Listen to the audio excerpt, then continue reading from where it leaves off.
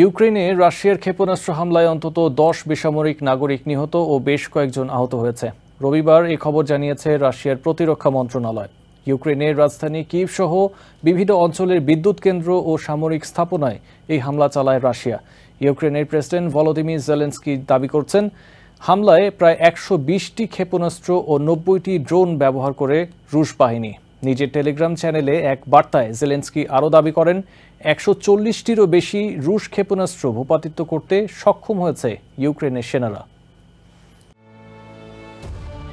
রুশ বাহিনী ক্ষেপণাস্ত্র ও ড্রোন ছোড়ার পর ইউক্রেন জুড়ে বেজে ওঠে সতর্ক সংকেত। রবিবার এই হামলার পর রাজধানী কিয়েভ সহ অনেক এলাকার বাসিন্দারা আশ্রয় নেন বিভিন্ন মেট্রো স্টেশনে।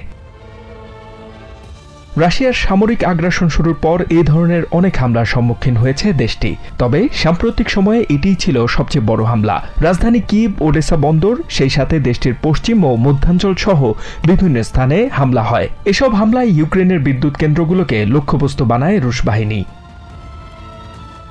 টেলিগ্রামে দেওয়া এক পোস্টে ইউক্রেনের প্রেসিডেন্ট ভলোদিমির জেলেনস্কি দাবি করেন, 120টি ক্ষেপণাস্ত্র ও 90টি ড্রোন ছুড়েছে রাশিয়া। তবে ইউক্রেনের সেনারা 140টির বেশি ড্রোন ও ক্ষেপণাস্ত্র ধ্বংস করেছে বলেও দাবি করেন তিনি।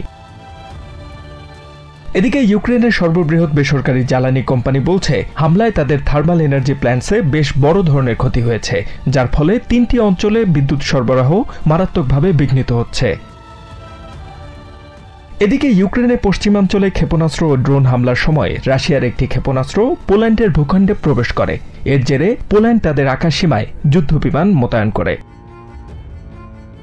HM. Ataullah, TVN 24 news desk.